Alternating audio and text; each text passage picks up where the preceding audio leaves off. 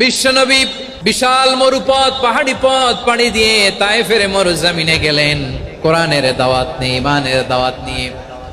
কিন্তু তায়েফের লোকেরা বিশ্বনবীর দাওয়াতকে শুধু প্রত্যাখ্যান করেই থামে নাই, তারা বিশ্বনবীর সাথে অত্যন্ত খারাপ আচরণ করেছে।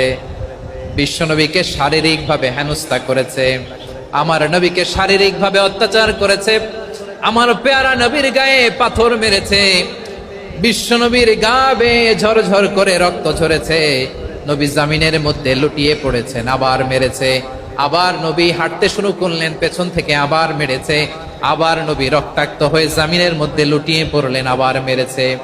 বিশ্বনবীর মতো এত সুশ্রী মানব, বিশ্বনবীর মতো এত শুভ্র মানব, বিশ্বনবীর মতো এমন চমৎকার দেহাবয়ব দিয়ে রব্বুল আলামিন কাউকে বানান নাই।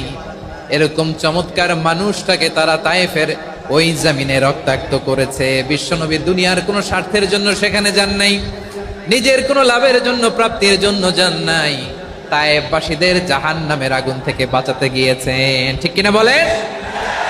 খেয়ে না খেয়ে দিন প্রচারের কাজে নিজেকে দিয়েছ বিলিয়ে, তায়েফের কাফিরেরা চিনল না সে আলো, দুষ্ট ছেলেদের পিছু দিল লেলিয়ে, পাথরের আঘাতে ক্ষত বিক্ষত হয়ে সারা শরীর থেকে রক্ত ঝরে।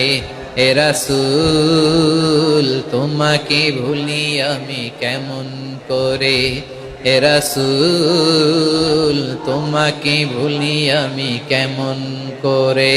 পারেন না আপনারা? ধরুন আমার সাথে, হাজার ব্যথা বেদনার পরে ফিরে আসনি তুমি আপন ঘরে, দিনের আলো তুমি ছড়িয়ে দিতে চলে গেলে মদিনায় মক্কা ছেড়ে। হে রাসূল তোমাকে ভুলি আমি কেমন করে, হে রাসূল তোমাকে ভুলি আমি কেমন করে। ঠিক কিনা বলেন? প্রিয় ভাইরা, তায়েফের ছেলেরা নবীকে রক্তাক্ত করলো। আমার নবী কই যাবে? কই যাবে? মক্কায় জায়গা নাই, তায়েফে জায়গা নাই। তায়েফ থেকে ভারাক্রান্ত মন নিয়ে আমার নবী মক্কায় ফিরে আসলেন। বিশ্ব নবী মক্কায় ঢুকতে পারেন না। মক্কার মরুভূমির দিকে তাকিয়ে, উপত্যকার দিকে তাকিয়ে বিশ্বনবী ধা ধা করে কাঁদেন, ঝরঝর করে নবীর চেহারা মুবারক থেকে চোখের পানিগুলো বেয়ে বেয়ে পড়ে। আমার জন্মস্থান, আমার শৈশব, কৈশোর, যৌবন কেটেছে এই মক্কায়, আমার এলাকায় আমি ঢুকতে পারি না। বিশ্বনবী মক্কার অনতি দূরে দাঁড়িয়ে জায়েদকে পাঠালেন, জায়েদ যাও দেখো কেউ আমাকে সাপোর্ট করার মতো আছে কিনা, যাও অমুকের কাছে যাও। জায়েদ গেলেন, তারাও প্রত্যাখ্যান করে ফিরিয়ে দেয়। বিশ্বনবী বললেন যাও অমুক লোকের কাছে যাও, তিনিও প্রত্যাখ্যান করে ফিরিয়ে দিলেন। কেউ বিশ্বনবীকে আশ্রয় দিতে রাজি হয় না। নিজ জন্মভূমিতে বিতাড়িত বিশ্বনবী, সর্বশেষ বিশ্বনবী বললেন যাও মুতঈম ইবনে আদির ঘরে যাও। মুতঈম ইবনে আদি মুশরিক, তার কাছে যাও। গেলেন, মুতঈম ইবনে আদি রাজি হয়ে গেল। সুবহানাল্লাহ বলেন। দেখেন, অনেক বিপদের সময়ও আমি নিজে সাক্ষী, সামাজিকভাবে, রাজনৈতিকভাবে কত ঝঞ্ঝা, কত ষড়যন্ত্র, কত কনস্পাইরেসি পাড়ি দিয়ে আমাদেরকে সামনে এগিয়ে যেতে হয়। এই শত্রুদের ভেতরেও একজনকে দাঁড় করিয়ে দেয় যে আল্লাহর কোরআনের জন্য রেডি হয়ে যায়। পড়েন সুবহানাল্লাহ। মুতঈম ইবনে আদি, আল্লাহ তার মনকে নরম করে দিলেন। মুতঈম বলে, মুহাম্মদ আমি তোমাকে আশ্রয় দিব। তার দুই ছেলেকে পাঠালেন, যাও খোলা তলোয়ার নিয়ে, স্কট দিয়ে, গার্ড অফ অনার দিয়ে মুহাম্মদকে মক্কায় ঢুকাও, আর বলো আমি আমান দেব। আমান কি দিব? আমান মানে সিকিউরিটি, নিরাপত্তা। সিকিউরিটি ছাড়া, আমান দেওয়া ছাড়া কেউ থাকতে পারতো না মক্কায়। দুই ছেলে বিষ্ণু ঈসা ইসলামকে নিয়ে আসলো। নবী কাবার চারদিকে তাওয়াফ করলেন, নামাজ পড়লেন। আবু জাহেল, উতবা, শাইবা, ওয়ালিদ ইবনে মুগীরা সবাই দেখে, কেউ কিছু করতে পারে না।